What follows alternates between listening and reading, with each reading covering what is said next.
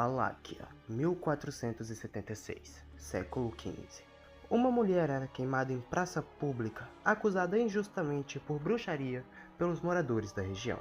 O que os pobres moradores não sabiam era que a mulher não era uma simples mulher. Era Lisa Tepes, esposa do atual senhor da Valáquia, Vlad Tepes Drácula. Drácula já tinha receios contra a humanidade, e a morte injusta de sua amada foi o estopim para ele. Em seu castelo, Drácula realizou um ritual desconhecido, entregando sua alma para o caos.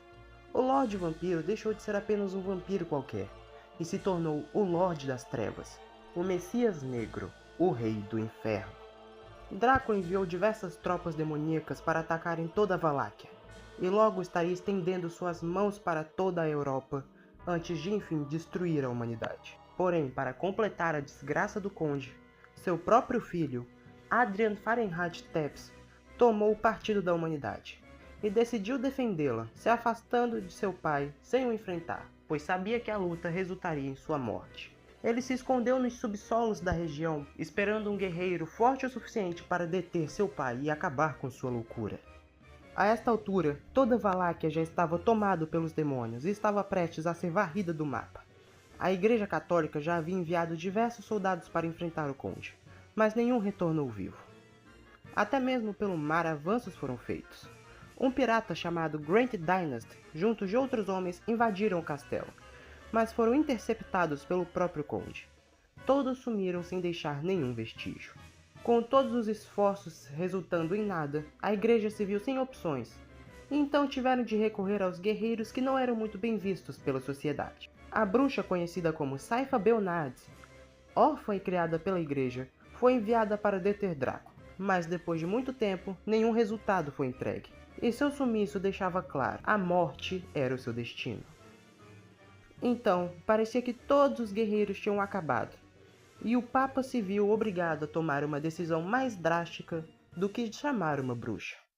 Afastados de todos, nas regiões mais inóspitas da Valáquia, havia os mais habilidosos caçadores de vampiros, temidos pela população devido ao seu grande poder. Os Belmonts foram convocados, sendo a última fagulha de esperança da humanidade. O nobre caçador, Trevor Belmont, empunhou seu chicote matador de vampiros e partiu em direção ao castelo.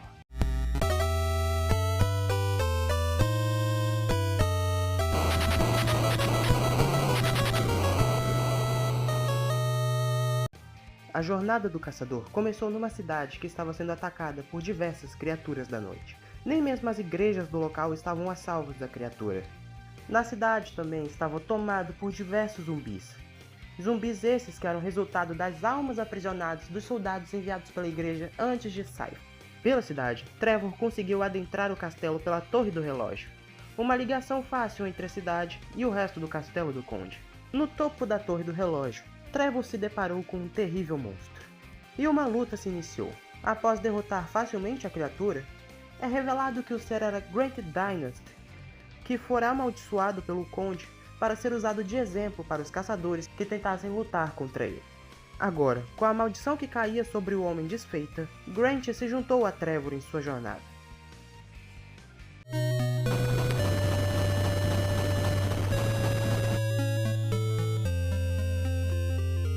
Porém, de repente, a Torre do Relógio começou a desabar, e juntos Trevor e Grant fugiram. Parte da jornada estava perdida, pois tiveram que tomar um caminho mais longo para chegar ao castelo, indo rumo à floresta.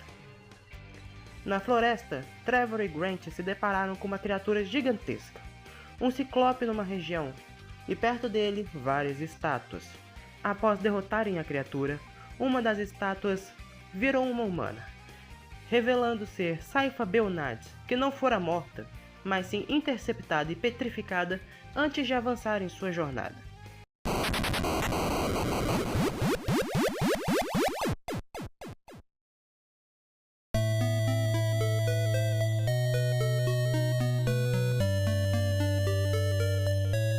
A bruxa estava sob o manto azul, entregue pela igreja para que ela não fosse morta na caça às bruxas de Valáquia. Agora, era um trio indo contra Conde Drácula, e eles estariam dispostos a fazer de tudo para parar aquela loucura.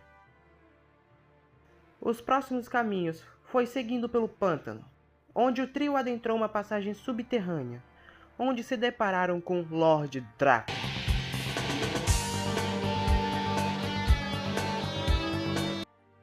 Trevor se botou à frente na batalha, e a batalha foi travada, porém, mais fácil do que se esperava.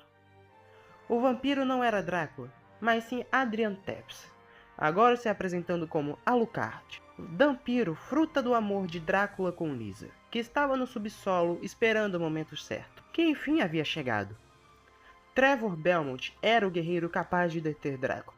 Alucard se juntou ao grupo, e agora o quarteto estava formado, todos indo rumo a Castlevania. Finalmente o quarteto chegou ao castelo demoníaco de Drácula. Provavelmente o grupo foi guiado por Alucard, conseguindo atravessar o castelo sem se perderem. Porém, no salão principal foram interceptados pela morte.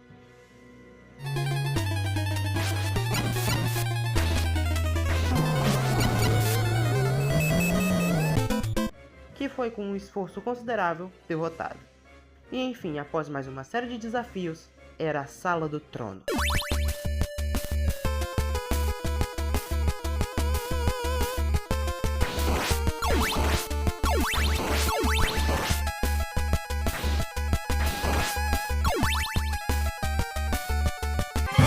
Drácula estava sentado, esperando o grupo chegar, e a luta foi travada. Como se sabe, Drácula estava no auge de seu ódio nesta época, e provavelmente somente os golpes da Vampire Killer eram efetivos contra o vampiro. Mas isso não significa que Alucard, Cypher e Grant eram inúteis na batalha, pois provavelmente deram um grande suporte. A batalha parecia ter sido vencida. Mas então Drácula revelou as vantagens de ter se tornado o Lorde das Trevas, e uma nova forma monstruosa foi assumida. E após mais uma batalha, Drácula foi verdadeiramente morto pelos caçadores. Aqui eu vou precisar interromper a narração para dar um aviso. A partir de agora vai ser especulação minha do que provavelmente aconteceu. Desde Castlevania 3 até os tempos de hoje, muita coisa mudou.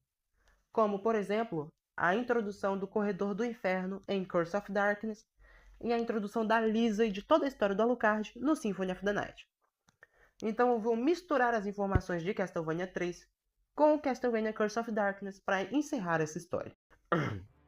Provavelmente alertado por Alucard sobre o pacto de Drácula com o Caos e sobre o castelo ser a personificação física deste pacto, Trevor, com a ajuda de Cypher, realizou um ritual usando seu próprio sangue para abrir um portal para o Corredor do Inferno, também conhecido como Corredor Infinito, assim selando o castelo no corredor.